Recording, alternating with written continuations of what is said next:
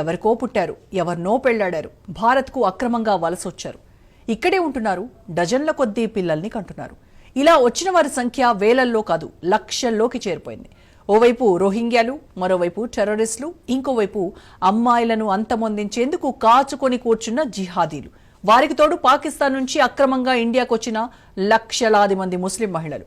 వీరందరినీ చూస్తుంటే దేవుడా, నా దేశం ఎవరి చేతుల్లోకి పోతోంది అని అరవాలనిపిస్తోంది. ఈ రాజకీయ పార్టీలకు బుద్ధొచ్చేదెప్పుడు? వారికి జాతీయ భావన వంట పట్టేదెప్పుడు? ఓవైపు జనాభా నియంత్రణ పాటిస్తూ పన్నులు కట్టేదొకరు, మరోవైపు డజన్ల కొద్దీ పిల్లల్ని కంటూ ఏ బాదరబందీ లేకుండా ప్రభుత్వ పథకాలను ఎంజాయ్ చేసేది మరొకరు. ఇదెక్కడి సమాజం? ఇదెక్కడి రీతి? ఇదెక్కడి రివాజు? భర్తలు పాకిస్తాన్లో, భార్యలు హిందుస్థాన్లో. పాక్ నుంచి 5 లక్షల మంది మహిళా చొరబాటుదారులు. వారికి పుట్టిన 25 లక్షల మంది పిల్లలు భారత్లోనే. ఆ నెంబర్లు వింటే నోటి నుంచి మాట రాదు, వింటుంటేనే ఒళ్ళు జలధరిస్తుంది. ధర్మం కోసం మాట్లాడే దేశం మొత్తం ధర్మశాలగా మారిందా? దారిన పోయే దానయ్యలు, దానమ్మలు ఇండియాకు రావడం ఏంటి? ఇక్కడ దర్జాగా పౌరసత్వం పొందడం ఏంటి? లక్షలు దాటి కోట్లలోకి జనాభాను కనడం ఏంటి? భారత్లో ఇప్పుడు ఎక్కడ చూసినా పాక్ జాతీయత కలిగిన మహిళలు, వారికి పుట్టిన పిల్లలు, చదువుకుంటున్న వారు, ఉద్యోగం చేస్తున్నవారు, ఇలా అనేక రకాల కేటగిరీలకు చెందిన ప్రజలు భారత్లో దర్జాగా బతికేస్తున్నారు. ఒక రకంగా చెప్పాలంటే పాక్ పురుషులకు భారత్ అత్తవారిల్లుగా మారితే మహిళలకు తల్లిగారి ఇల్లులాగా మారిపోయింది. భారత పౌరులైన హిందువులకు బయట దేశాల్లో దొరకని అవకాశాలు భారత్లో పాకిస్తాన్ పౌరులకు ఆవాలీలుగా వచ్చేస్తున్నాయి. ఈ విషయం వింటుంటేనే నమ్మబుద్ధి కావడం లేదంటున్నాడు సామాన్యుడు. అశ్విని ఉపాధ్యాయ్ అనే ఒక RTI activist come supreme court advocate ఈ విషయంలో బాగా వర్కౌట్ చేశారు. ఆయన అధ్యయనం ప్రకారం కొన్నేళ్లుగా పాకిస్తాన్ నుంచి 5 లక్షల మంది మహిళలు భారత్కు వచ్చేశారు. భర్తలు పాకిస్తాన్లో ఉంటే భార్యలు మాత్రం భారతదేశంలో ఉంటున్నారు. వింటుంటేనే అనుమానాలు కలుగుతున్నాయి కదా. భర్తలు ఒకచోట, భార్యలు ఒకచోట ఉంటారా? ఎక్కడైనా ఇందులోనే ఏదో తెలియని మతలబు ఉందని అంటున్నారు సామాజిక పరిశీలకులు. ఆ వివరాల లోతుల్లోకి వెళ్లే ముందు అశ్విని ఉపాధ్యాయ అధ్యయనంలో ఏం తేలిందో ఆయన మాటల్లోనే విందాం. भारत में जो जानकारी मिल रही है वो बहुत ही खतरनाक है और बहुत ही चौंकाने वाली है। 5,000 महिलाएं पाकिस्तान के लोगों से निकाह करके भारत में बैठी हुई हैं। 5 लाख। और जो महिलाएं भारत में हैं जिन्होंने पाकिस्तानियों से निकाह किया है उसमें किसी के 8 बच्चे, किसी के 9 बच्चे, किसी के 6 बच्चे, 5 से कम तो मिल ही नहीं रहे। 10-12 बच्चे वाले भी परिवार मिल रहे। अगर एवरेज 5 बच्चे मान के चलिए तो 5 लाख महिलाओं से लगभग 25 लाख बच्चे, जिसके फादर पाकिस्तानी हैं, वो 25 लाख बच्चे भारत में रह रहे हैं। और वो बच्चे कोई छोटे भी नहीं, वो बड़े हो चुके हैं, उनका शादी विवाह भी हो चुका है। तो यानी 5 लाख महिलाओं ने पाकिस्तानियों से शादी किया, उनके ऑन एन एवरेज लगभग 25 लाख बच्चे पैदा हुए।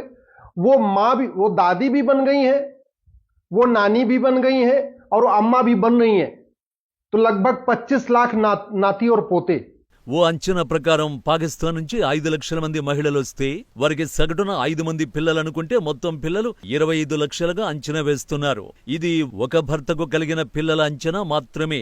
అంతకు ముందు భర్తలకు పుట్టిన వారిని ఇందులో కలపలేదు. 10 ఏళ్ల క్రితం వచ్చిన వారు ఇక్కడే చదువుకుంటున్నారు. ఆడపిల్లలైతే ఎదిగి పెద్దవాళ్ళవుతున్నారు. అంతకు ముందు వచ్చి స్థిరపడిన వారు పెళ్లిళ్లు చేసుకుని అమ్మలు, అమ్మమ్మలు, ముసలమ్మలు కూడా అయిపోతున్నారు. ఈ విషయంలోని లోతుపాతులు ఇప్పటిదాకా బయటపడలేదు. పహల్గాంలో హిందువుల మీద దాడి పుణ్యం అని భారత ప్రభుత్వం ఈ అంశంపై పూర్తిగా ఫోకస్ చేసింది. ఏ ముస్లిం దేశం నుంచి కూడా భారత్కు ఇలా అక్రమంగా వస్తున్న మహిళలు కనిపించరని అశ్విని ఉపాధ్యాయ్ అంటున్నారు. దుబాయ్, సౌదీ, కువైట్ ఇలా ఏ దేశం తీసుకున్నా కూడా భర్తల్ని అక్కడ వదిలేసి మహిళలు మాత్రం ఇండియాకు వచ్చి స్థిరపడాలనే స్కీమ్ ఎక్కడా అమల్లో లేదు. మరి పాకిస్తాన్ భర్తలు మాత్రమే ఇలాంటి స్కీమును ఎందుకు అమలు చేస్తున్నారనే ప్రశ్న ఇప్పుడు తీవ్ర రూపం దాలుస్తోంది. అందరినీ ఆలోచింపజేస్తోంది. భర్తలను అక్కడ వదిలేసి మహిళలంతా భారత్కు ఎందుకొచ్చారు? అది కూడా ముస్లిం మహిళలే కావడం ఆందోళన కలిగించే అంశంగా మారింది. ఎప్పుడొచ్చారో, ఎలా వచ్చారో తెలియదు. కొందరు కోవిడ్కి ముందు వచ్చారట, కోవిడ్లో ఇరుక్కుపోయి పోలేకపోయారట, లాంగ్ టర్మ్ వీసాకు అప్లై చేసుకున్నారట. వారికి వీసా ఎవరిచ్చారు, ఎందుకిచ్చారు, వాళ్ళు వచ్చి ఇక్కడ చేసేదేంటి అని ఇమిగ్రేషన్ అధికారులు ఎందుకు ఆలోచించలేదు? मेरा रीजन है, मुझे जाने दे, ये मेरी नेशनलिटी है, मेरी पाकिस्तानी नेशनलिटी है, ये मेरी माँ के केस जमा है, फाइल जमाए।